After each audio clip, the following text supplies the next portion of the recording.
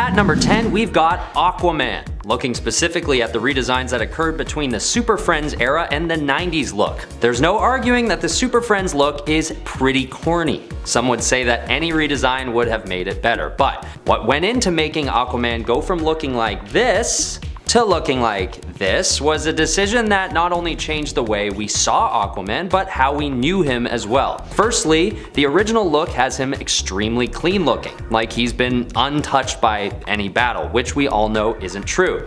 And maybe that's just how superheroes were illustrated back then. But the 90s look has him with a harpoon for a hand, no shirt, and this sweet metal chest piece that just makes him look like he's really from the depths of the ocean. His trident also has a major redesign here that gives a more menacing look, like it's really designed to do real damage. And maybe it's not quite part of the costume, but the long hair and beard just seem like the right choice for Aquaman that should have been a thing from day one maybe. But maybe that's just me. Number 9, the Hulk. Now, this isn't exactly a redesign, and I'll give you that. It's more like a mistake. It's a mistake that led to one of the most iconic characters for Marvel. When the Incredible Hulk first appeared in Marvel Comics, his skin was actually a gray color to keep him indistinguishable from any real-world race, as Stan Lee wanted. But an issue with the colorist's ink actually led to the character coming out looking green, which, I mean, you still get the desired effect. Stan actually ended up liking the green more, and they stuck with it. Good call, Stan the man. We miss you. Narratively, they even gave a reason for this. At first saying it was prolonged gamma exposure, and later saying that Grey Hulk was an alternate personality version of the Hulk. At number 8, we have Wolverine. Wolverine's costume has had many changes over the years, but the change from the original yellow look is a significant design choice in the right direction. The thing is, Wolverine looks pretty cool in the original X-Men uniform, but something about this darker look feels like it complements his personality more. The red eyes and the black-gray tones in this outfit are so cool and much more menacing than the classic yellow tiger stripe design, which reflects what X-Force stands for as well. X-Force is a mutant organization put together by Wolverine himself, which applies lethal force if the mission calls for it. It makes sense that Wolverine would be behind something like this because of his inherent Machiavellian outlook on life. This character has lived for so long and through so much that his jadedness has become a staple to who he is. And this redesign just strikes me as being a more accurate portrayal of who Logan is behind the costume. Number 7, Drax the Destroyer. Thanks to the MCU, it's really hard to think of Drax the Destroyer in any other way. But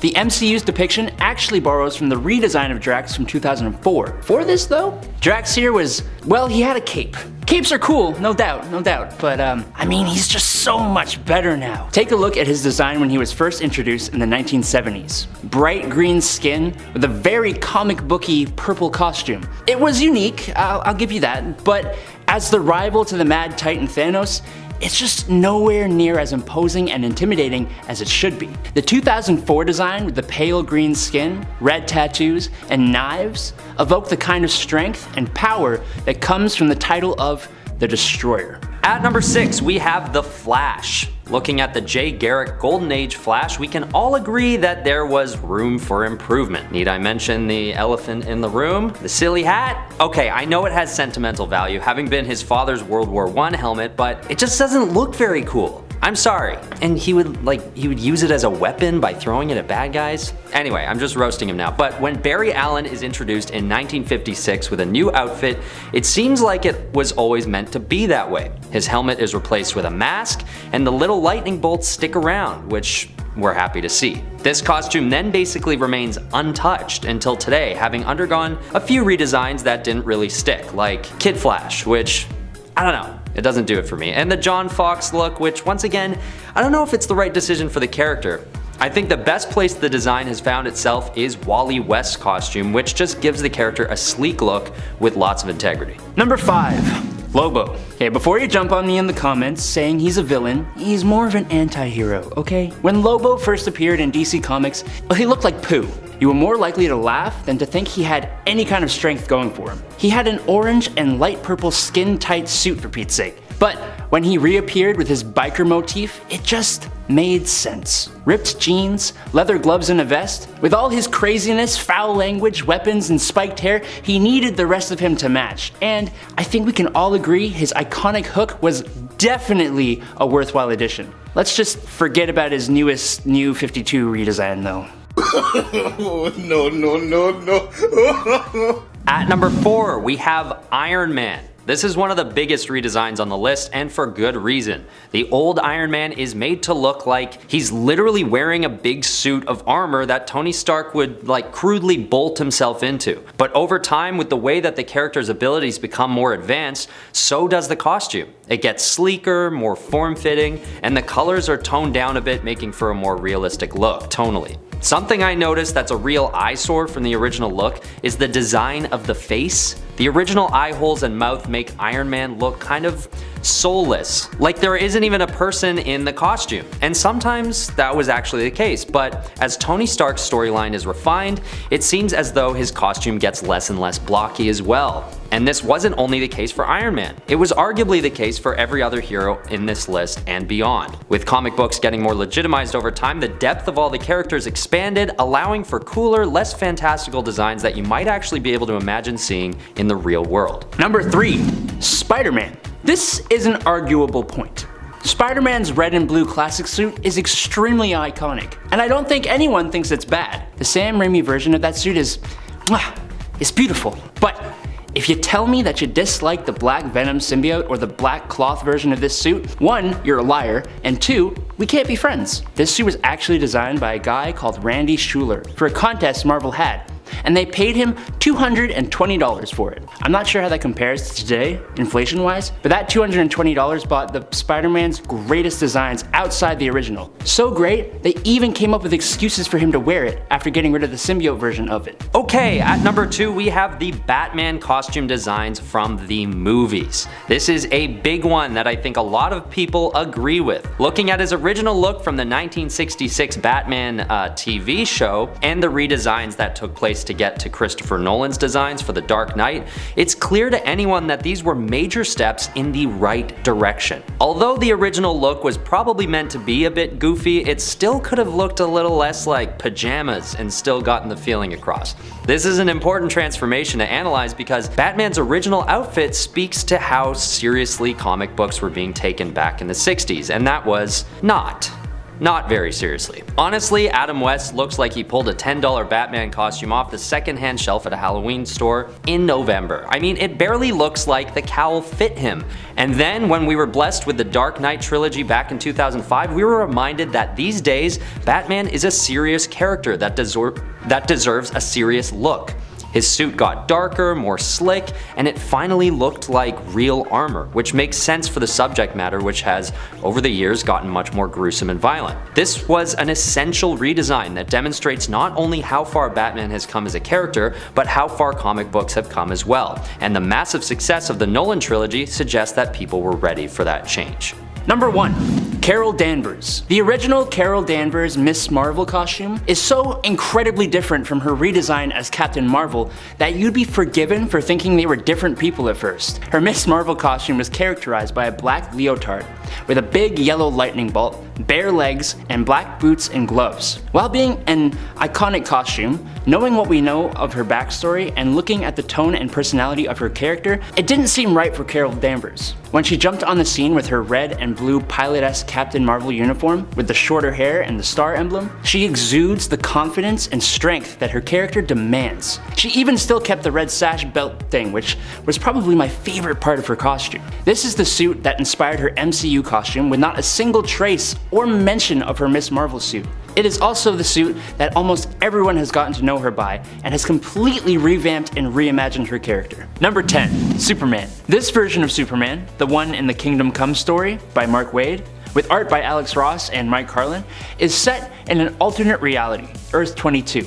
Meaning, it isn't a baseline redesign for the character. For that matter, it isn't even a complete overhaul of Superman's costume. The only difference they made to the costume was that Clark's hair had silver streaks to show his age, and the yellow parts of his emblem were changed to black. Otherwise, his costume was a very classic Superman getup. But those two little changes, plus just the overall style of the art itself, did something to this Superman that for me, it just makes me tingle, you know? Number 9. Daredevil. When Daredevil first came on the scene in 1964, his look was different from the one most readers are used to. Instead of his normal color scheme, Daredevil instead had a predominantly yellow suit, with only parts of the suit being the familiar red color. Now, In my humble opinion, the yellow and red suit has its own perks. The overall design of the suit is fairly similar to what would come later, but I will agree that when he showed up in Daredevil #7 with the all-red suit, courtesy of artist Wally Wood, it was an instant stick. It was more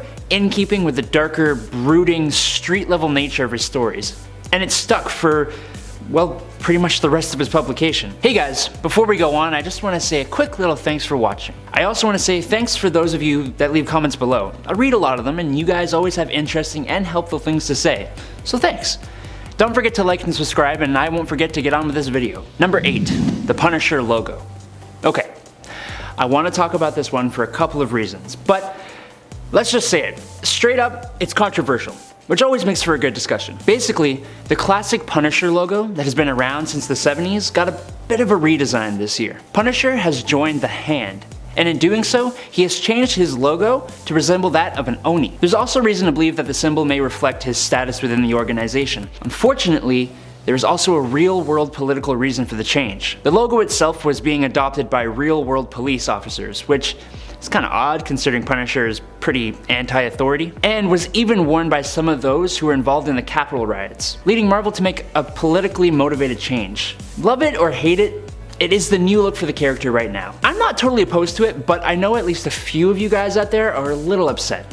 Let me know what you think below. Number 7, X-Men. I don't know if you know what the original costumes of the X-Men looked like back in the day. Yellow and dark navy blue with yellow and black boots and gloves, except for Beast, who is still vaguely human and didn't wear boots or gloves, and Iceman, who was more like Snowman. The matching costumes definitely show that this was a team, even with their different and unique mutant abilities. There have been many iterations of X-Men costumes since, but for me, when the characters themselves got their own individual costumes in issue 39 of the comic, that's when they really came into their own. The leader of the team, Cyclops, has generally used this look and variations on this look ever since.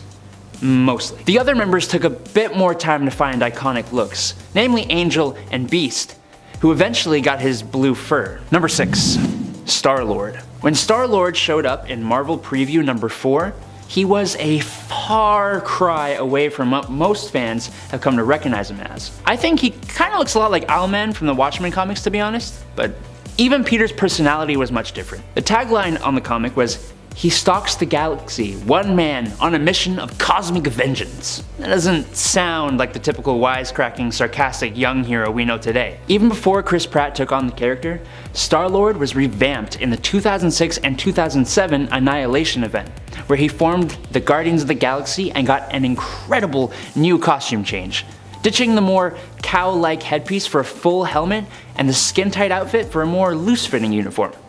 It just gives his character a much more distinctive look, in my opinion. Number 5, Green Lantern. Technically, this point can be argued with. This isn't so much a redesign as a wholly different character, but ask anyone who isn't deeply knowledgeable of the comics who the original Green Lantern is, and you're likely to hear them say Hal Jordan. Now, I'm just guessing here, but I think that has a lot to do with the fact that Hal Jordan's look, compared to the one of Alan Scott, is just so much more iconic. Alan Scott sported a black cape with a red collared top, green pants, and a sweet, normal-looking belt. Sure, he is a different character and not technically an official Green Lantern, but when Hal Jordan came in with a green and black suit with hints of white, it just stuck. Let's just not talk about the movie version, okay? Number 4, Robin, Damian Wayne. We talked about Batman in the last video, so it's only fair we talk about his ward.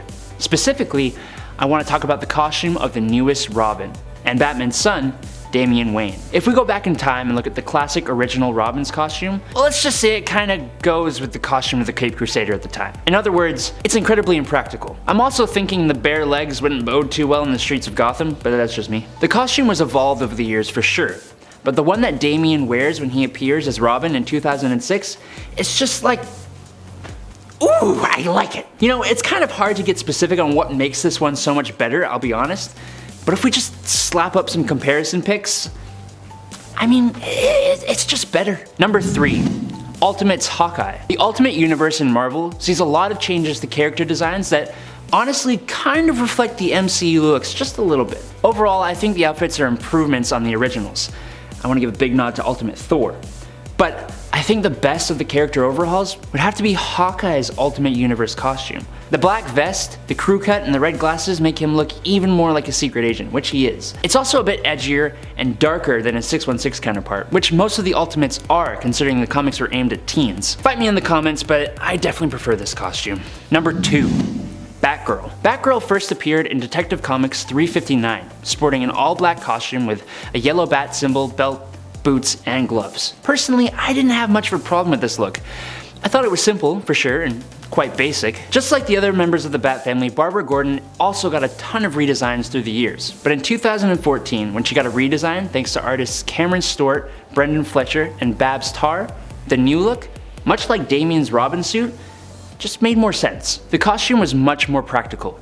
More of a jacket kind of design with a removable cape. The belt was more casual, more like a holster design. Her design had much more personality too, this way, which really works for the character herself, who also has a strong personality. Number 1. Nightwing. Nightwing first appeared after leaving the Bat family in Tales of the Teen Titans Volume 1, number 44, and his costume was, honestly, not too bad. It was goofy for sure. Don't get me started on the collar, but with those gold wing designs, it was pretty cool. I'd be a fool though if I didn't say that the blue V costume that debuted in 1996 is the best suit that character has ever worn, if we don't take into account his newest DC Rebirth suit, which is basically just a slightly updated version of this one. The simple blue bird across the chest and into the arms, mixed with the rest of the suit being black, yeah, it's a simpler look, but one that ultimately works better than any other. Number 10. Nova. Alright, starting off our little list today is going to actually be more of a different version of a character of the same name rather than a redesign. There have been multiple Nova Primes throughout the history of the universe. Richard Rider is absolutely the main one, and he is fantastic. I absolutely adore his Nova Prime costume. But when we first saw Samuel Alexander in Point One, Number 1 in 2011 sporting the black Nova helmet, I'm sorry, it just did something special for me. I really enjoy it. Granted, being a younger, more slender guy, he doesn't exude the same kind of power that Richard Rider does. But that doesn't make him any less powerful, and it doesn't make his costume any less impressive. Also, Disney, if you're listening, let me play Samuel Alexander, please. I want to wear his costume. Thank you. Number 9. Beast. We mentioned in the last video the way the X-Men uniforms were all essentially variations of the same costume. Hank McCoy was a shorter, stocky guy. He had huge hands and feet, and his original costume didn't even have gloves or boots, which helped him to stand out even more. Hank was the bruiser on the team for sure, with his mutations being strength and agility. But while he may have been a somewhat odd-looking guy, he was still fairly human-looking. That is, until Amazing Adventures number 11 in 1972. Hank got a job at Roxxon, basically, where he developed a serum that acted as a catalyst for activating latent mutations for short periods of time, and then he drank it. The effects of this serum ended up making Hank grow gray fur. His muscles expanded, his ears became large and pointed, he got claws, and his canine teeth grew and became fangs. The serum further increased his superhuman agility, endurance, speed, and strength, as well as enhancing his senses. In Amazing Adventures 14, his fur would become blue thanks to Quasimodo, and he's been the same ever since. Whoa, slow your roll there. I gotta talk about how great you are.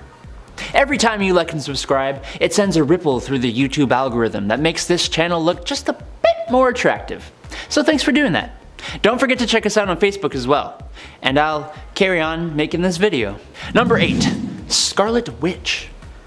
Now, I don't know if everyone's seen the WandaVision show, but it's definitely one you should check out if you are a Marvel fan. One of the best parts, at least for me, was seeing Wanda Maximoff get a new look. A look that pays homage to the origins of the character, but embraces a modern design, and just makes her look like a total badass. Which I think most of the fans out there have really been craving. Her powers in the MCU haven't always been all that they potentially could be, even though she outclasses almost every other hero in the MCU. But moving forward, I think we are definitely starting to see her break out of the shell, and this costume really embodies that. I am so excited to see her in the Multiverse of Madness. She is gonna be sick. Number 7, Deathstroke. We always gotta include at least one morally ambiguous character on these lists. But at least this time, it's when he was actually acting as a hero. When Deathstroke was the leader of a superhero team, Defiance, he wore an awesome black and white costume. But not only did this costume change up his color scheme, he actually got a cape. Edna Mode would not approve. His black and orange color scheme is definitely a classic, and I'm not necessarily saying this is better, but I mean it comes extremely close. It's better. And the story it belongs to is such a good one. Check it out. Number 6, Superman's black costume. Alright, here we go. Look, he may have a mullet, but Superman in a black costume? I mean, come on. After the Man of Steel was resurrected in Superman Volume 2, number 81 after his death at the hands of Doomsday, he came back with an all-black costume with silver symbol and wrist gauntlet type things. I don't know about you guys, and I know a lot of people hate that mullet, but you put any hero in black compared to their usual color scheme, and I'm here for it. The costume would get a revamp in the Justice League live-action movie when Henry Cavill comes back to life, and it looked even better there. It may not have lasted too long, but I think this costume has a definite place in my favorite alternate superhero costumes. Number 5, Monica Rambeau. When Monica Rambeau showed up in her costume in Amazing Spider-Man Annual number 16, it was a statement. I liked it, honestly. It was simple and unique. I don't really like the underarm wing things, they were kind of weird, but ultimately it worked for the time. She has been around for a long time, being part of the Avengers, Next Wave, and the Ultimates. But it was in the Next Wave number 1 where I think she got the best addition to her costume. All it took was a coat, and she instantly became so much cooler.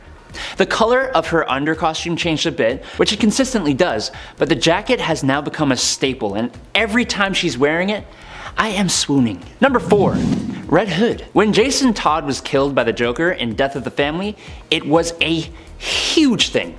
It was heartbreaking, it was brutal, it was visceral. 6 months after his death though, he was resurrected, and he was restored by Talia al Ghul in the Lazarus Pits. He would join and be trained by the League of Assassins, eventually leaving to pursue justice, although a bit more brutally than before. Entered the Red Hood, and an absolutely awesome new costume. Inspired by the original Red Hood costume worn by Joker, Jason's Red Hood costume is so much better. It's menacing and tactical and badass. I think I have a thing for jackets because, again, I love the frickin' jacket. Number 3, Batgirl Cassandra Cain. Okay, look, we talked about Batgirl in the last point, but we were talking about Barbara. If we want to get really into Batgirl designs that will knock your socks off, we don't have to look any farther than Cassandra Cain. Cassandra is the 4th Batgirl, and she is the daughter of David Cain and Lady Shiva, 2 assassins who raised and trained Cassandra to become the perfect warrior. She became the new Batgirl in Batman No Man's Land, and let me just say, if I was walking the streets of Gotham and I saw someone dressed like this, I would just move, like to a different city. It's so fitting for her, it's intimidating, it's intense, and if I was a criminal, it would give me nightmares. Number 2, Blade. When Blade first appeared in Tomb of Dracula number 10, he had an interesting costume choice. Blade sported a collared jacket with a bandolier, armed with stakes, riding boots, and let's not forget the super sweet yellow glasses. More of like a cool pirate with yellow goggles than a vampire hunter. He would have different variations of the costume. One that was actually pretty good was when he wore green goggles, a purple jacket and matching boots, green trousers, and a yellow belt. But in Night Stalkers number 1 in the 90s, he finally showed up in the leather, sporting a leather jacket, all black clothing with the katanas. Of course, this was born out of the 90s, but it stuck. It has evolved over the years, but the key things introduced have stayed. The leather stuck. Number 1. Storm. The X-Men Storm is one of the coolest looking characters in Marvel Comics, for me. And that fact only gets reinforced in the Marvel Dark Ages number 4, when she shows up in a Wakandan-inspired gold and silver costume. It is absolutely stunning. Storm herself is an extremely fashion-heavy member of the X-Men. She changes up her look often, and it's usually in unique and awesome ways. Like, I really liked when she had the mohawk. But this Wakanda costume just takes the absolute cake for me. It calls back to her original costume from the second Genesis X-Men, but it's regal as hell, which it should be when she's the Queen of Wakanda. The designs are amazing, and if I saw her show up like this, I'd believe she was a goddess too. In at number 10 is infamous Iron Man. Of all the things to happen to the character of Dr. Doom, becoming the new Iron Man was not at all what I expected. After the events of Secret Wars and reality being brought back to normal, Victor Von Doom was unsatisfied with his life. He decided to switch his morality and try to serve and help others instead of being a power-seeking villain all the time. Doomsday took on a bit of a mentor in Tony Stark, whom he had always respected, but when Tony Stark was put into a coma, Doom decided to take his place as the infamous Iron Man, which was a great reason to give us a Dr. Doom in a highly advanced suit of Iron Man's Model Prime Mark 51 armor. The armor was retrofitted into Doom's style, going from the red and gold to the gray, green, and light blue of Dr. Doom, and it's probably my favorite look ever for an Iron Man armor. But alongside the capabilities of the Iron Man armor, Doom was still able to access his magical abilities. So Iron Man with Doom's magic is basically what we have here. To make things even better, Doom's intellect and sorcery were near their peaks during this period in time. So he is truly an incredibly powerful hero. One of the ways Doom went about saving the world was using his knowledge of the criminal underworld from when he was a criminal to arrest a large gathering of villains in one big move. These villains were all gathered to figure out what they were gonna do now that Doom has switched sides, and then Doom just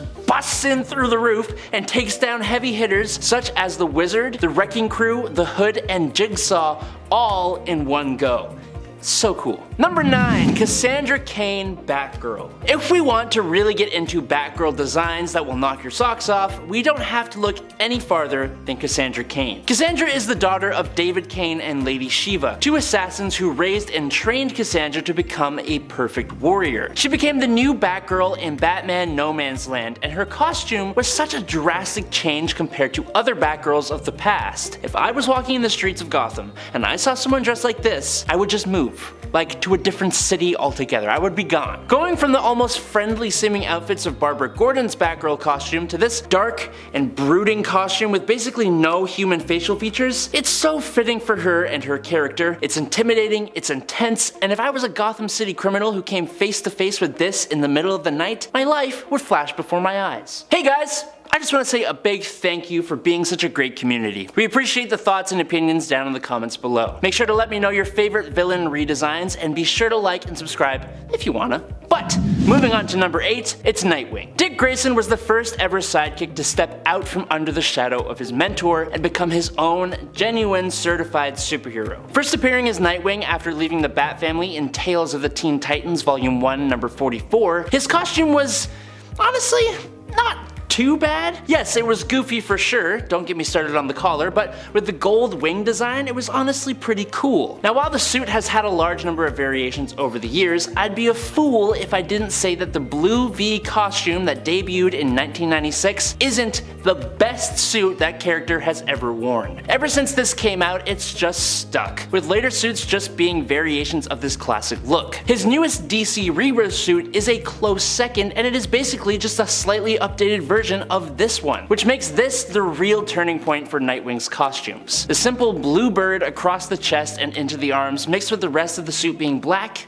Yes, it's a simpler look, but one that ultimately works better than any other one. Number 7, Chasm. Talking about Ben Reilly in terms of his costumes is basically just talking about more spider suits. That's always been a bit of an issue with his design and his character overall. He needs to separate himself from Spider-Man and Peter Parker to have his own identity, but the problem is he's a clone. His powers, face, and physique are essentially the same as Peter Parker. When Ben isn't actually standing in as Spider-Man himself, he is the Scarlet Spider, and that suit is awesome. No doubt in my mind, it's got spunk. But more recently, Ben Reilly has developed a little bit more as a character, and during a climactic fight with Spider-Man, Ben lets himself be submerged in a psychoreactive polymer and loses the fight. Later, he is recovered, but the polymer had mutated him. Now, he goes by the name Chasm, signifying the way he feels without his missing memories, and taking on a purple suit with black symbols and a light greenish blue accent / gas things. The suit is almost reminiscent of a symbiote style look, which are also also Spider-Man-like, but it's wholly something of its own. The psychoreactive goo gave him an offensive spider sense and some slight energy manipulation abilities, displaying the capability to forge solid light weapons of his own energy. It's so cool. Number 6. The Man Without Fear. Daredevil is a hero who has gone through a few distinctive looks. Arguably, his most iconic was when he went from the yellow and red motif to just a straight up red devil. It was just right. But after being possessed by a demonic entity, Matt Murdock, Daredevil, needed time to recover and rediscover himself away from his home, and he left the defense of Hell's Kitchen to someone you might not expect, T'Challa. After being ambushed by Dr. Doom, who put T'Challa in a coma, another had to take up the role of Black Panther. T'Challa lost his enhanced abilities, and after the events of Doom War, he rendered all of Wakanda's vibranium inert. So, no powers, no vibranium, and no longer the ruler of Wakanda. How about a vacation to Hell's Kitchen? Enter the Black Panther Man Without Fear story. As the now depowered street-level defender of Hell's Kitchen, T'Challa had to rely on the basics such as his body armor, homemade gadgets, and his fighting ability. This suit doesn't really display its own usefulness, like previous Black Panther suits that had a whole host of technological upgrades. Instead, the suit displays the usefulness and ingenuity of T'Challa himself, while also looking both appropriately street level, yet inspired by T'Challa's Wakandan royal background. Number 5. Superior Spider-Man. Similar to the way Dr. Doom became Iron Man, when Doc Ock took over the body of Peter Parker in the Superior Spider-Man story arc, he was not against a little redesign, and man was it fantastic. The changes made to the suit are somehow both subtle, yet obvious. The classic blue section of the suit was changed to black, the symbols on the suit were redesigned, and Octavius added retractable talons to the hands and feet to use in combat. And both the biggest and again most subtle change came in the eyes of the suit that changed shape ever so slightly to look a bit more like goggles, alluding to the goggles that Doc Ock wears. Speaking of alluding to the villain's look, eventually mechanical arms were added to the suit as well that were so much more helpful in combat. Spider Octopus gave an edge to the regular spider suit that just works so well for this era of the character, but it also added some significant upgrades. Carbonadium plating, enhanced lenses, upgraded wrist web shooters, web wings, nerve hacking tech, and frickin' lasers. What? Number 4. The Black Suit. Spider-Man is showing up twice on this list, and it's for a very good reason. Spider-Man's red and blue classic suit is extremely iconic, and I don't think anyone thinks it's bad. The Sam Raimi version of that suit is beautiful. But the black spider suit that appeared in Secret Wars? Oh baby, that suit was something else. If you tell me that you don't like this one, you're a liar, and 2, we can't be friends.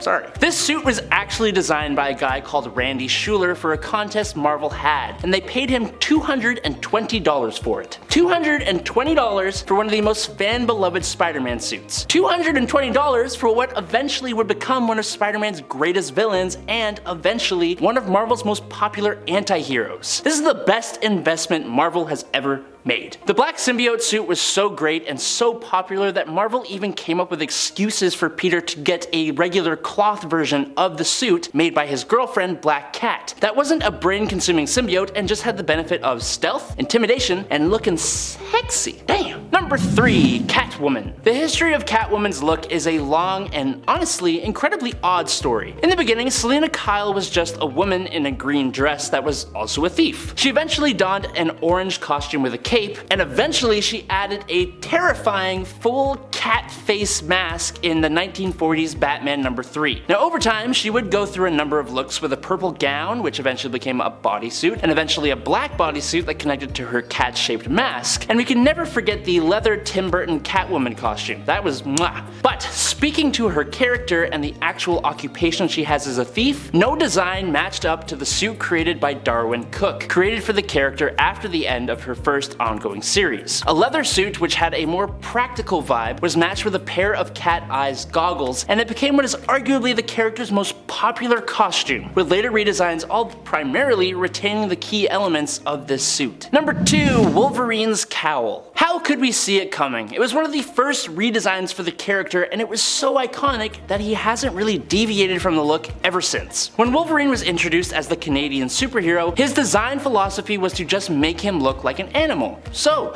yeah, the whiskers and pointed ears really helped to emulate that. But once he became one of the key players in the giant-sized X-Men in 1975, a redesign was needed. Almost everything about his look stayed the same, except that now his cowl contained no whiskers, thank God, and his pointed ears became quite a bit larger. The change was so simple yet so necessary, and so iconic that it hasn't really changed since. And this was his first ever redesign. Number 1. Nipple suit. Batman relies heavily on his tech. His bat suit is probably the most important of that tech. It's highly advanced in terms of super suits, and it's constantly being improved and added to. Sometimes it gets a tech overhaul to battle a villain, like a zebra suit. Sometimes it will get a redesign to better personify where he is in his life, like the Zur-En-Arrh bat suit. But of all the suits donned by Bruce Wayne, one stands above the rest, and all it took was the addition of a pair of anatomic nipples. In both Batman Forever from 1995 and Batman and Robin from 1997, the director Joel Schumacher decided that he wanted his heroes to emulate human perfection, and so he was inspired by statues of Greek gods and heroes. This is why both of his batsuits worn by Val Kilmer and George Clooney have a shiny, muscle-adorned physique and, of course,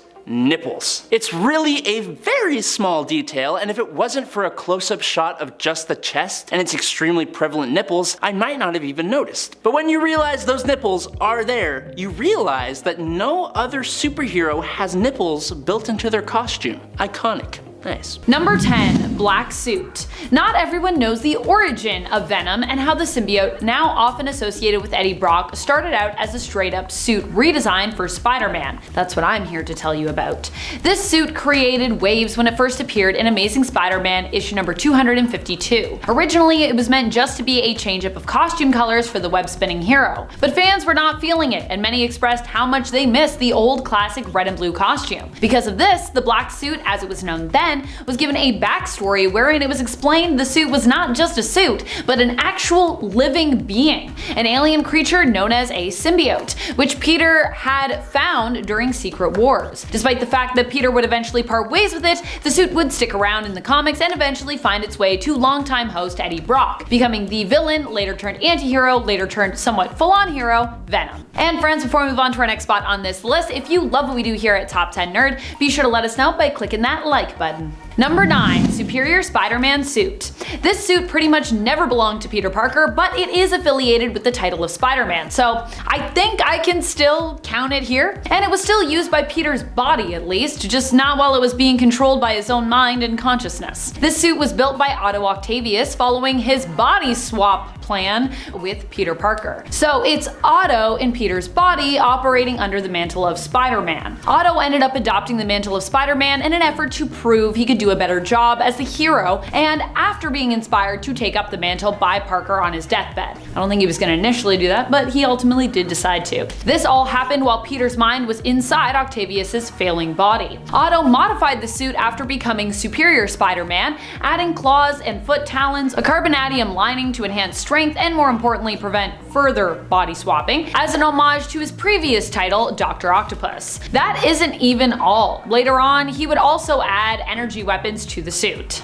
Number 8. Spidey. It's interesting to learn that Miles, the famous superhero we all know as Spider-Man, almost got a new name, and a rather peculiar one at that, Spidey. Although this name was never officially used for the character, it's amusing to think about what could have been. This is the name I've decided to give for Miles' wardrobe change, although to be clear, the suit doesn't really have a name, but it's kind of ridiculous like this proposed rename was, so hence why I've decided to just dub it that. When his original black and red spider suit was destroyed, one of his friends in the comics, a young and talented clothing designer, decided to create a new outfit for Miles. The result was a unique and comfortable looking costume that certainly stands out from the classic Spider-Man look, the classic Miles Morales Spider-Man look. It certainly does look comfortable, but it doesn't have the sleekness that we've become accustomed to with Miles' normal suit design. Needless to say, whether you were there for this suit or not, Miles has since moved back to a more traditional Miles Morales Spider-Man look with Cody Ziegler's 2022 Miles run. Number 7. Ultimate Symbiote Suit. In the Ultimate Universe, the symbiote Venom is made in a lab as opposed to coming from outer space. It was created to be a cure for cancer, so if you can manage to get your hands on a symbiote suit in this universe, you'd be very lucky as it has great regenerative properties and also works to increase your strength and your durability. The suit makes you straight up bulletproof. Its strength is so great it was shown to be tough enough to take on both Ultimate Spider-Man at one point, both Peter and Miles. The downside to the Ultimate Symbiote suit, however, is that it makes the wearer increasingly violent. Not great for heroes. After Peter almost died when the suit was electrocuted, which is really its only weakness in the Ultimate reality, he actually decided that it needed to be destroyed. Number 6. Enigma Force. So the Enigma Force isn't so much a suit as it is, well, I mean a force. But when I don't mention it if I'm talking suits, I find people tend to be kind of disappointed. So this is for you Enigma fans out there, and for you who may be future Enigma Force fans, since I don't think it's well known among casual Spider-Man fans out there. At one point in the comics, Spider-Man bonded with the Unipower, gaining the Enigma Force. In the main continuity, he would give up this power shortly after attaining it. But for the alternate Spider-Man of Earth 91110 from What If, and the alternate Spider-Man of Earth 13, who appeared in the Spider-Verse event, that power never left Peter Parker. While tied to the Enigma Force, all of Spider-Man's abilities were immensely enhanced,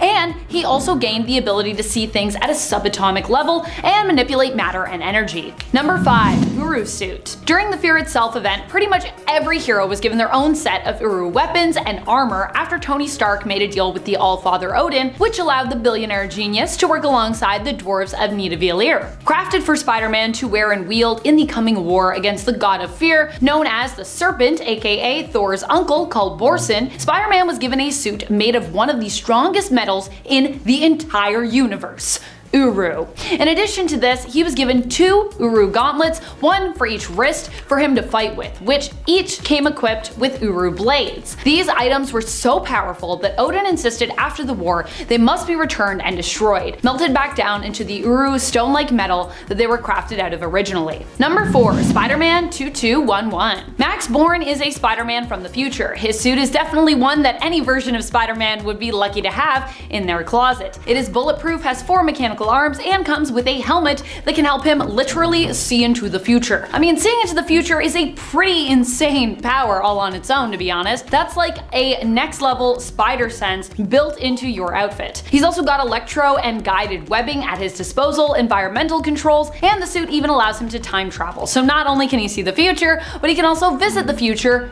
and the past as well. He even has rocket boots which allow him to fly around. He's actually sort of like the time police in his future, traveling around to help prevent timeline disruptions. I mean, that makes sense. His suit does seem to be pretty perfectly built for it, after all. Number 3. Mark IV Suit. What's better than having a millionaire slash genius slash superhero use his resources and intellect to build and gift you a suit? How about being a millionaire slash genius slash superhero who uses your own resources and your own intellect to build your own suit? That's precisely where the Mark IV Spider-Man suit comes in. This suit comes with built-in Spider-Man powers, so it is super strong in the sense that it can turn an average wearer into Spider-Man when needed. Spider-Man built this in order to keep his secret identity safe, giving this model to those he trusted to impersonate him when he needed so that no one would suspect Peter Parker was actually Spider-Man. This suit is insanely durable and comes with spider drones, immunity to poison, enhanced senses and strength, and a brain control override function that shocks anyone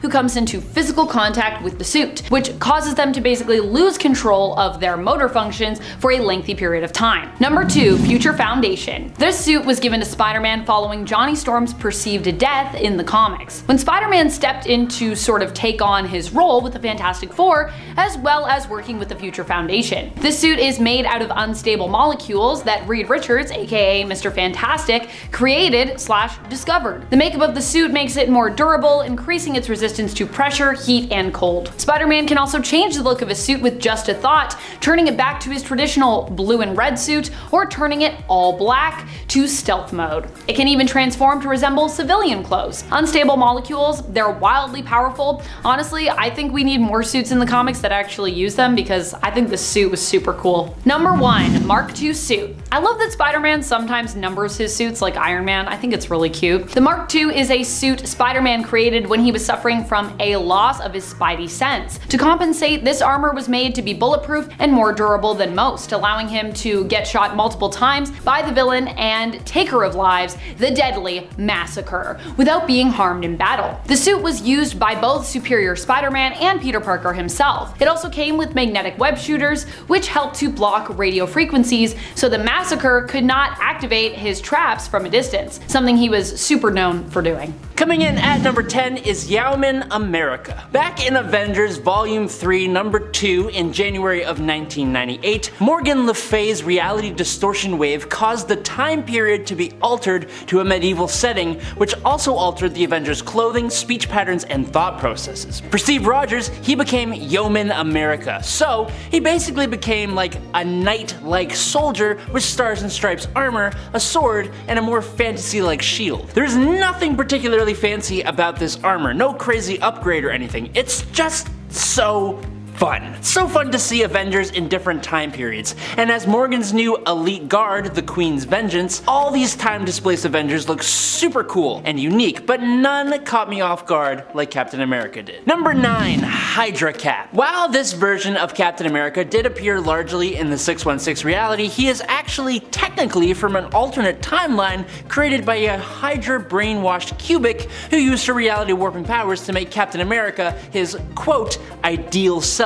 The problem is, since Cubic was being influenced by Hydra at the time, she created a Captain America who grew up being made loyal to Hydra. That was her version of his ideal self. He is basically a sleeper agent in S.H.I.E.L.D. under the control of Hydra, who eventually spring their trap. This Cap would eventually supplant the real Captain America of 616 and would organize what was essentially another civil war, as well as Chitauri invasions of the Earth. He got promoted to director of S.H.I.E.L.D. and influenced the legislation of the S.H.I.E.L.D. Act, which gave S.H.I.E.L.D. way more authority. The story was fun for me, but it was this Captain America's armor that was the real star of the show. For the most part, Steve kept the red, white, and blue of his classic look, until further near the end of the story he started to wear this green and yellow supersuit of armor, created by Arnim Zola using the majority of the fragments of the Cosmic Cube mixed with Tony Stark's tech to create the Hydra Supreme suit, and it's tasty. Is that a weird thing to say? Number 8, American Civil War. In What If Captain America number 1, Captain America first actually appeared in 1863 as a member of the Union in the American Civil War. This version of the Cap didn't actually receive his enhancements from a super soldier serum like he does in the mainline continuity, because scientifically that makes no sense. Instead, after being mortally wounded by an encounter with an exceedingly evil and very racist version of Bucky Barnes, he is reborn by a version of Sam Wilson who was taken in by the Shawnee, who conjures an ancient eagle spirit that makes both Rogers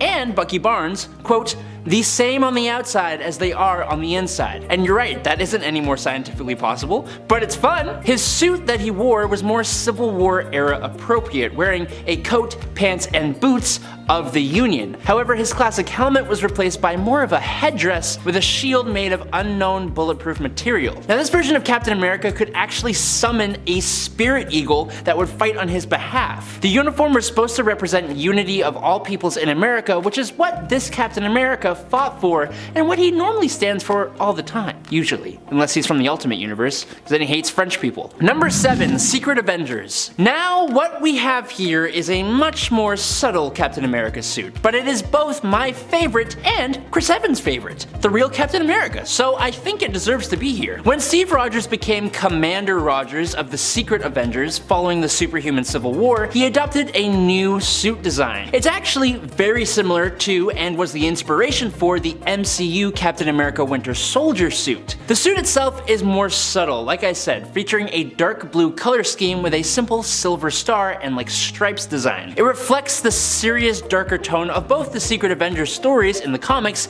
and of that MCU movie. In the movie though, it is referred to as the stealth suit and offers more maneuverability and a more Kevlar armor design. Most importantly, it's a suit that allows Steve to step out of the role of Captain America, always doing what is expected, and instead act as himself, detached from his persona, and to make the tough calls. Number 6. Gladiator Cap. In the battle world, in Secret Wars, there are many lands that hold mystery and enchantment, but none as much or with as much savageness as Greenland. First appearing in Planet Hulk number 1, this version of Captain America is a fighter in the battle world Colosseum on the outskirts of Doomstat, and he fights alongside a giant red T-Rex named Devil. Yes, it's a version of Devil Dinosaur, which is as awesome as it sounds, and as it looks, because it looks awesome. That just right there is enough to sell me on this comic book, but this version of Cap wields a battle axe alongside a shield that I'm assuming is not vibranium,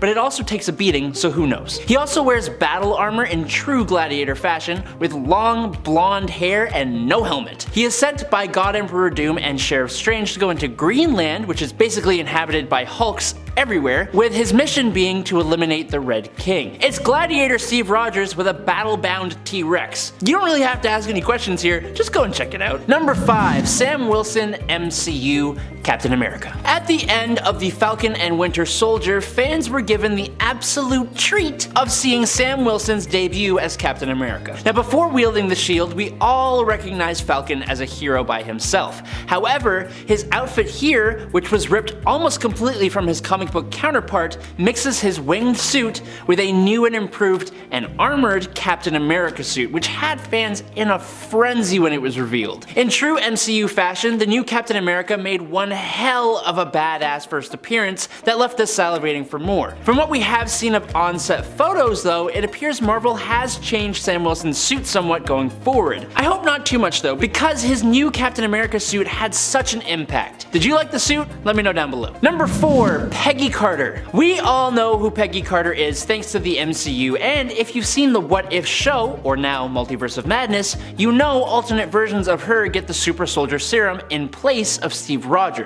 Logically, this would make her a Captain Britain, which she is one of them as well, but a version of her appearing in Exiles number 3 in 2018 decided to become Captain America instead. And honestly, I like her Captain America costume a lot, and it was the inspiration for what her big screen counterparts don. I think there is a lot to this look that works really well, but I think above all of that, all it really took to achieve such an iconic look was very simply giving her a collared shirt and a tie underneath her armored and tactical looking Captain America suit. I don't know what it is about it. Maybe it's more spy and espionage vibes. It's subtle, but to me, it's perfect. Just saying. Number 3. Captain Avalon. We already looked at a medieval version of Captain America, yes, but if we shift focus to another reality, there is another. And just like Yeoman America, this one also changes the captain's name. In Avatar's Covenant of the Shield, Steve Rogers is now Stevan, or Saint Van, or Stevan. Look, if you don't want to struggle to say it, he also goes by Captain Avalon, which is way easier. Captain Avalon belongs to a group known as the Champions of the Realm. They're basically this world's version of the Avengers, and Avalon is their leader. Fun little fact for you, Captain Avalon recently made an appearance in the sequel to LEGO Marvel Superheroes, like the video game, but under a somewhat different context. In the actual comics, Stevan's son is stolen away by Dreadlord, who is essentially this world's Baron Zemo, and this prompts a reassembling of the Avengers, aka the Champions of the Realm. The interesting thing to note here is that this was actually set in Earth 616, just in a different planet created by the Living Tribunal and his fellow cosmic entities. But you know what's cooler than even that? This suit of armor. It's awesome. Number 2. Captain Colonies. Here's an interesting question for you. What would Captain America call himself if America never came to be? Well, funnily enough, in the great multitude of the universes in the Marvel landscape, there is indeed such a place and such a captain, who instead goes by Captain Colonies. Yes, it does feel kind of weird, but that's what this version of Steven Rogers becomes on Earth 4103. What sets him more apart though from the other Captain Americas is the fact that Captain Colonies is actually a member of the Captain Britain Corps, suggesting that this Captain America is an amalgamation of Brian Braddock, aka Captain Britain, and Steven Rogers. The problem is that he has only featured sporadically in the comics, having first appeared in 1991's Excalibur number 44, but so far he hasn't ever been the focus of any major story. His look isn't terribly different from Captain America's look really at all, it's just been Britishified. I think the idea of a Captain Colonies is where the unbelievability of this character comes from. There's no denying how strange a premise it actually is, and how in one version of the Marvel Universe, the Founding Fathers were just like, actually, nah, we're good. We don't need an America. Get out of here. Number 1, Soldier Supreme. There are so many Captain Americas out there that surprise us completely, but how about a Cap with the mystical and magical powers of the Sorcerer Supreme? Well, we get that in Infinity Warps when Gamora, wielding the Infinity Gauntlet, basically folds reality in half, merging characters with other characters. Now, one of the two merged together, in case you didn't catch on, is Captain America Steve Rogers and the Sorcerer Supreme Dr. Stephen Strange. The result would be Stephen with a PH, Rogers, the Soldier Supreme. He fought in World War II against the German Hell Priest Dormammu Red and would use his super enhancements and military training alongside his mystical and magical abilities. During World War II, he teamed up with his Howling Commandos of Hoggoth, including Dum Dum Fury and Bucky Wong. And later in the modern era though, after returning from banishment in the negative zone instead of being frozen, he would team up with Iron Hammer, Arachnite, and Weapon Hex to battle against Devondra. Yes, that's a lot of names. I'm sorry, but he's also very cool. Check him out. And at 10, the Crash. Coming from Earth C-, the Crash is the fastest animal alive and a member of the Just a Lotta Animals group, which is this world's Justice League. Notice how it still says JLA. On Earth C-, everyone is some form of animal, and it's probably the most ridiculous thing that you could ever read. While his real name is unknown, the Crash is this universe's Flash. And not only that, but he's actually a turtle. In like a classic tortoise in the hare scenario, slow and steady wins the race to get super speed and a connection to the Speed Force. And I'm not even kidding, okay? He fights against characters with names like the Weather Weasel instead of Weather Wizard. Well, that's hilarious. I love that so much. Okay, The Crash was first introduced in Captain Carrot and His Amazing Zoo Friends number 14, which features other superheroes like Wonder Wabbit, What's Up Doc, Aquaduck, and Batmouse. And not a Batman that's literally a bat for some reason. I don't know why they went with Batmouse instead of just Bat. The Green Lambkin, and not the Green Lantern, but still. My personal favorite though is Green Sparrow. Along with a load of other ridiculous names like The Item, I suggest you go check these out if you're looking for a laugh, because man, this had me cackling, I'm not gonna lie. And at 9, Savitar. As a fan of the Arrowverse, I felt the need to include one of the most interesting evil speedsters from that series, or from those shows. This one being Savitar. And while sharing a name with another evil speedster from the comics, actually, in the show, it's revealed to be a time remnant of Barry Allen, being more of a future Flash than Savitar. Honestly though, he's a combination of both. His story though is pretty messed up. In essence, he made it himself, having like a chicken and the egg scenario where it's just an infinite loop. In the post-Flashpoint Arrowverse timeline, Savitar comes back from the future to kill Iris West before her and Barry can get married. This causes Barry to create as many time remnants as possible, which is basically a clone of himself, in order to stop him later down the line, and Savitar kills all of them but one. The one that he spares gets shunned by the rest of Team Flash for not being the real Barry Allen, even though he is still the real Barry. I don't know, it's weird. It's time travel. Time travel is going to be confusing. So, in an act of fury out of being shunned, the Time Remnant runs back in time, creating a new identity for himself as the first speedster and the god of speed known as Savitar. But the suit he wears allows for him to travel at basically instantaneous speeds, which the show Flash has not been able to do, even in like the recent season. And you can actually only see him if you are a speedster. Normal people couldn't see him, or at least while he was trapped in the Speed Force prison. But yeah, his suit is awesome. It's a freaking suit of armor. It's badass. Okay, it's like Hulkbuster meets Red Death. It's dope. In an 8, Hot Pursuit. What is the Flash known for? Running really fast, right? Running so fast that he can beat instantaneous teleportation, which he has done in the comics. So what's the deal with this Flash? Being first introduced in The Flash Volume 3 number 6, Hot Pursuit is a version of Barry Allen from another universe who came to warn his counterpart about an impending disaster, which ends up being Flashpoint. The difference is that this Flash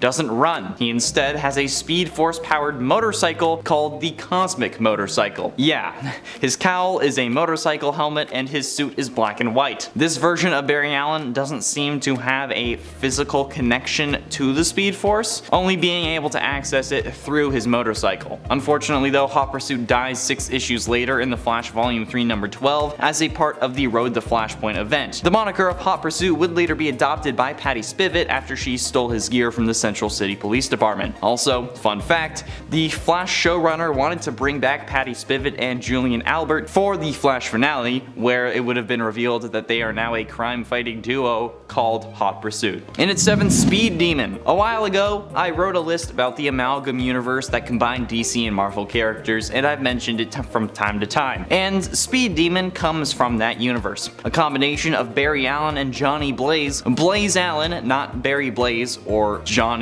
Allen, was a circus daredevil who sold his soul to become the first Speed Demon. The demon component, Etrigan, was also formerly Jay Garrick before the Night Spectre stole Jay's soul. The Night Spectre approached Blaze and asked him to serve in his attempts to collect souls of the most pure and the most corrupt. Blaze Allen refused, so in an attempt to persuade him, at his wedding night, Spectre stole Iris's soul. Blaze then accepts the bond, hoping to get Iris back, or at least to ensure her safety. Speed Demon only speaks in rhymes, but is a speedster with a flaming skull head that can also breathe hellfire. Yeah, Wally West, an amalgam of Wally West and Danny Ketch, was the next Speed Demon who accepted the power in order to help his uncle get Iris back, but I mean, come on, a fire-breathing, speeding ball of fire and lightning, that's badass. Hell yeah, I would do that. I want to cosplay that. That's dope. That's insane. And it's 6, Future Flash. You know what? I actually kind of like the Future Flash suit, but the story of how Flash hates the Flash is definitely convoluted. And I'm not talking like Wally hating Barry. I'm talking about Barry Allen getting so mad at himself that he travels back in time to kill his younger version. Yeah. While Savitar was introduced as the Future Flash in the show, the real Future Flash is very different in the comics. When Iris and Wally get into a car accident, Wally dies and Iris gets paralyzed. Blaming himself for not being there, Barry becomes a much darker hero. He kills Reverse Flash, Mirror Master, and Grodd before turning his attention to the past. The Speed Force ends up having a tear in it, and Barry kills his younger self and uses the energy of that death to seal it. Good Barry then wakes up in a savage world, which is a place outside of time, and uses his intelligence to return to the normal world and fights against himself again. Although, given how the show kept mention of how Savitar remembers everything Barry did because he's just a future version of him, I don't know why Future Flash didn't see this coming. But yeah, it's Blue Flash, but also not like the Blue Lantern Flash, so I don't know. I like it, but I mean, other people don't.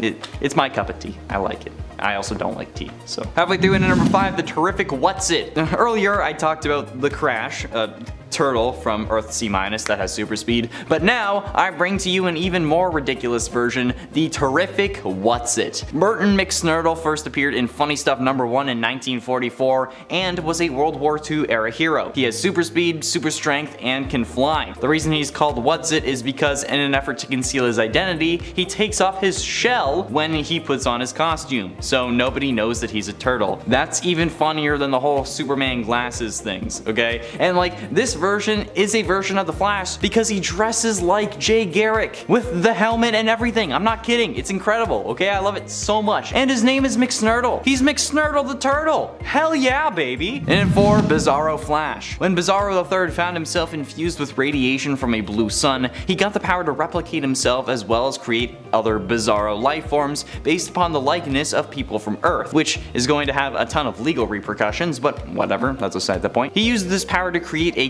cube-shaped Minecraft-like Earth he called Bizarro World, where one of the inhabitants he creates for it is Bizarro Flash. Bizarro Flash, not Bizarro, but whatever. The post-crisis Bizarro Flash is morbidly obese and super slow, which is just ridiculous, but he can for some reason fly at the speed of light, which also doesn't make any sense, but hey, it's comic books, what can you really do? Some versions of this Bizarro can still run fast but get winded easily, so they don't really pose much of a threat.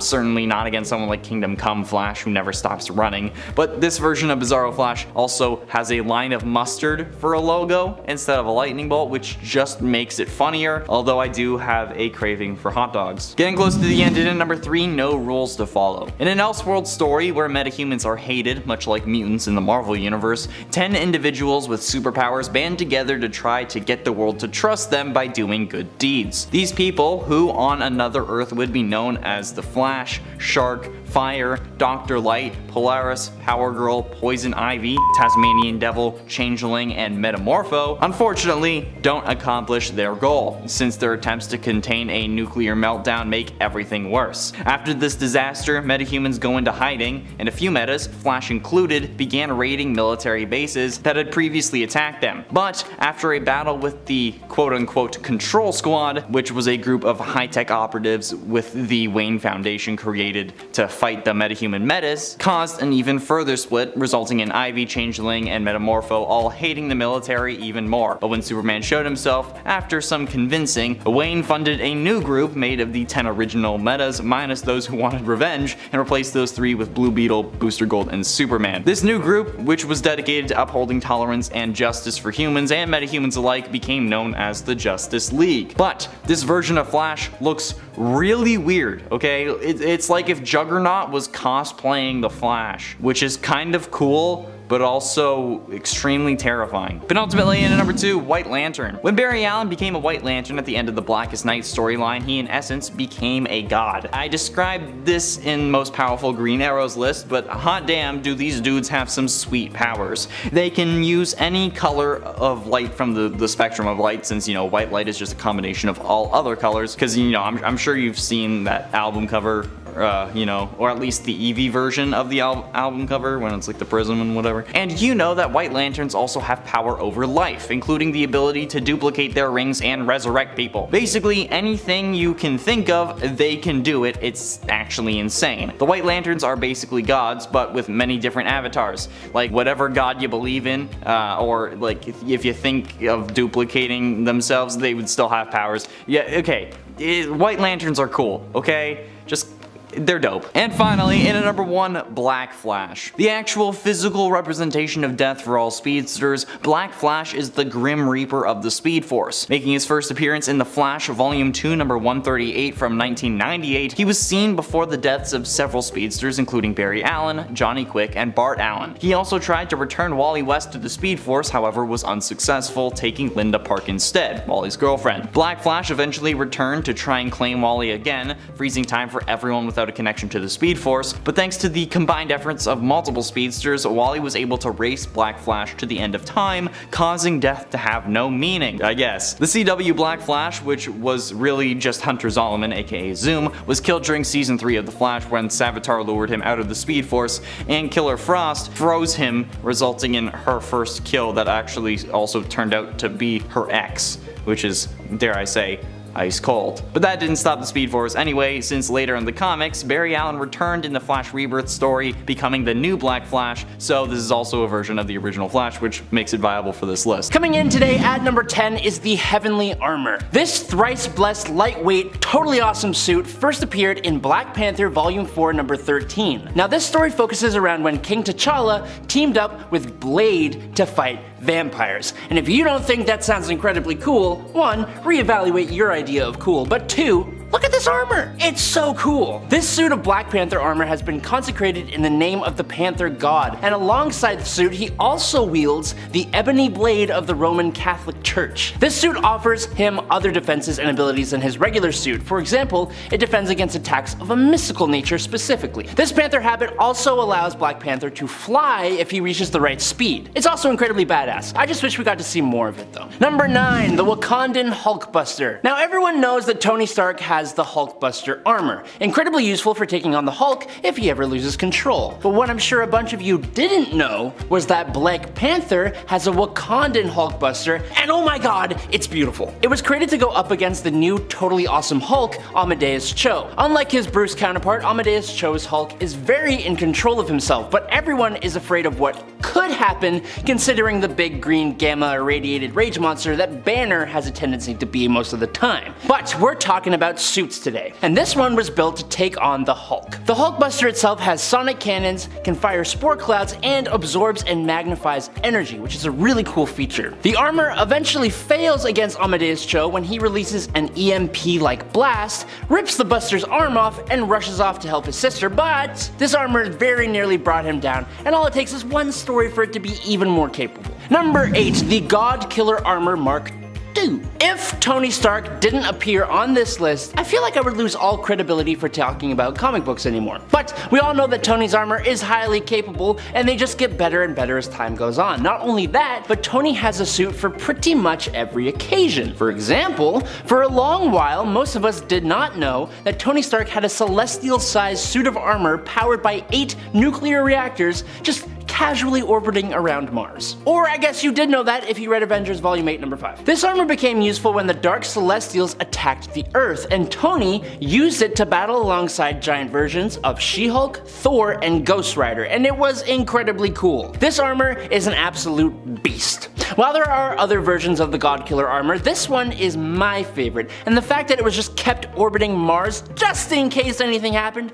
really feels like something that Tony Stark would do. Number 7, the Virtual Armor. We're gonna stick with Tony Stark for this one, but this suit is probably the most unique of all of Tony Stark's armors. It's also probably the most recent suit on this list. The Virtual Suit first debuted in Iron Man 2020 Volume 2, number 5, when Tony Stark had his consciousness pulled out of his body to save his life, and it resulted in the Virtual Armor, which was made from the resources of the 13th floor, which is basically a virtual reality built of solid light. It's hard to explain, okay? The Virtual Armor could allow Tony to make any weapon he can think of. It augmented his strength, it protects against weapons fire, and it's invisible by default, acting as almost a force field around Tony. It can separate to form a prison-like bubble, and the suit even somehow still allows him to fly, and it protects him from the vacuum of space. I have no idea how this works, like at all, and it's the most comic booky thing I've ever heard of, but its almost limitless possible capabilities easily make it the most useful Iron Man suit I've ever seen. Number 6, the Hellbat suit. Batman is just one really capable guy, but he is still just a dude. For the most part, he has to use his ingenuity and skill to defeat the same threats that most of the other metahumans can face on the daily on their own. But when the threat is too great, the metahumans go to him and help him out. Enter the Hellbat suit in Batman and Robin number 33 by Peter Tomasi and Patrick Gleason. The Hellbat is the Justice League's gift to Batman. The suit was actually forged by Superman inside of the sun, which is just nuts. The Hellbat armor allows Batman to fly, run at super speeds, while also boosting up his strength and durability. It comes with adaptive camouflage, a unibeam style energy blast, and a shape-shifting cape that turns into bats when it's ripped off. Obviously though, it has to have a downside, or there's no reason Bruce wouldn't wear it all the time. That downside being that the suit slowly drains Bruce Wayne's life energy and would actually kind of wipe him out completely if he wore it for too long, but it's still cool. It's still cool. Number 5, Batman Beyond suit. Before Terry McGinnis came along, Bruce Wayne was well aware that his body was beginning to fail him, which meant he needed to build a suit capable of making up for his aging body. After pouring his vast resources and knowledge into this creation, the Batman Beyond suit was born. After spending years and years fighting crime in Gotham, this suit is one of only a few bat suits that are actually bulletproof, but it can do way more than just that. The Beyond suit has allowed Terry McGinnis to walk through burning buildings, survive underwater for extended periods of time, and the suit is even resistant to radiation. It features neuromuscular amplification, which has been able to help Terry bend metal bars, lift giant metal I-beams, move large quantities of rubble, and massive light projectors. It's not all physical though. While Terry had previously been able to hear through thick walls and glass, the upgraded version of the suit takes advantage of a system that allows him to literally see straight through walls, like Superman. I mean, this suit literally has a polygraph device device in order to tell when villains are lying. It's that kind of advanced. The Batman Beyond suit features almost too many things like cameras, voice communicators, retractable claws and wings, rocket boots, an incredible stealth mode, and it's even got lasers. Number 4, infamous Iron Man. Of all the things to happen to the character of Dr. Doom, becoming the new Iron Man was not at all what I was expecting. After the events of Secret Wars and reality being brought back to normal, Victor Von Doom was unsatisfied with his life. So he decided to switch his morality and try to serve and help others instead of being a power-seeking villain. Doomsday took on a bit of a mentor in Tony Stark, whom he had always respected, but when Tony Stark was put into a coma, Doom decided to take his place as the infamous Iron Man, which was a great reason to give us a Dr. Doom in a highly advanced suit of Iron Man's Model Prime Mark 51 armor with a sweet paint job. The armor was retrofitted into Doom style, going from the red and gold to the gray, green, and light blue of Dr. Doom, and it's probably my favorite look ever for an Iron Man armor, which is kind of funny because it's not even Tony Stark. But alongside the capabilities of the Iron Man armor, Doom was still able to access his magical abilities. So Iron Man with Doom's magic is basically what we have here. To make things even better, Doom's intellect and sorcery were near their peaks during this period in time, so he is truly an incredibly powerful hero. One of the ways Doom went about saving the world was using his knowledge of the criminal underworld from when he was a criminal to arrest a large gathering of villains in one big move. These villains were all like gathered to figure out what they were gonna do now that Doom has switched sides, and then just all of a sudden Doom just busts in through the roof and takes down heavy hitters like the Wizard, the Wrecking Crew, the Hood, and Jigsaw, like all in one go. It's super cool. Check it out. Number 3, Cosmic Armor Superman. This one's kinda cheating. Cosmic Armor Superman is basically a thought robot that eventually became one of the strongest versions of Superman, even though it might be one of the weirdest ones of all time, and depending on your viewpoint, you may not count him as a version of Superman at all. I respect that viewpoint, but he always comes up when people talk about the strongest versions of Superman. This creature is somewhat strange in the sense that it isn't quite human, but it isn't artificial as well. The Thought Robot was created so that Superman and Antimatter Universe Ultraman together could battle something stronger than they could normally face on their own. After the battle was done, the Thought Robot eventually merged with the entire universe's consciousness, but let me just list some of his powers right here. His or its powers include reactive evolution, quantum manipulation, plot manipulation, energy manipulation, reality warping, space and time manipulation, immortality, as if that mattered, matter manipulation, and fourth wall awareness. Oh, also a bunch of sweet stuff that we can't even imagine. It just does everything. Like, what's the point? Let's just let that suit be in every comic and then it's done. Number 2, Superman Unchained. In the mini-series Superman Unchained, Superman discovers that he isn't the only alien defender of Earth. Back in the day, another alien named Wraith fell to Earth and the US government decided to take in the alien, keep it a secret, and use it to further their own political agendas. Superman essentially discovers the existence of Wraith and the facility that holds him, but the man in charge, General Sam Lane, who's related to Lois Lane, does not like Superman. He decided that he doesn't like Superman walking into his place, and he attempts to take out the Man of Steel. Now Superman fights back, obviously, practically destroying all of Lane's forces, but Wraith intervenes and punches Superman across state lines. Eventually, Superman comes into possession of something called the Earthstone, and he takes it to his Fortress of Solitude. Now General Lane and Wraith, continuing his vendetta on Superman, arrive at the Fortress's welcome mat in command of super advanced anti-Kryptonian tech. In response to that, the Fortress of Solitude builds Superman a war suit. And this armor is so cool. We don't get much detail about what it can actually do, but we know it's even more durable than Superman himself, and it comes with an extendable energy hammer and an energy shield. The suit doesn't last a crazy long time or anything, but if you got an energy hammer and an energy shield, pretty cool. And finally, in at number 1, it's the Spider Armor Mark IV. The Spider Armor Mark IV suit was Peter Parker's newest upgrade to his classic look, and my lord, it had features out of the butt. With the backing of Parker Industries, Peter was able to access some seriously advanced tech to implement into this suit. Defensively, the suit is made out of a lightweight metallic liquid nanotechnology that can respond to both Spider-Man's mental and vocal commands, giving him the best defense without really slowing him down at all. The technology in his web shooters not only made them more reliable, but he could switch between a whole arsenal of web types like concrete webs and acid webs, which both raise a lot of questions, for me at least, because I just don't understand the physics of it. The suit is equipped with sensors too that see into various parts of the electromagnetic spectrum, like infrared and X-ray, but they can also detect explosive blasts, track and detect magical energy, scan injured people to determine their injuries, detect plasma levels in people, and a whole whack more. It's got zappers, sonic disruptors, spider drones, temperature control like AC, stealth and camouflage, and it's got a little emergency beacon just for fun.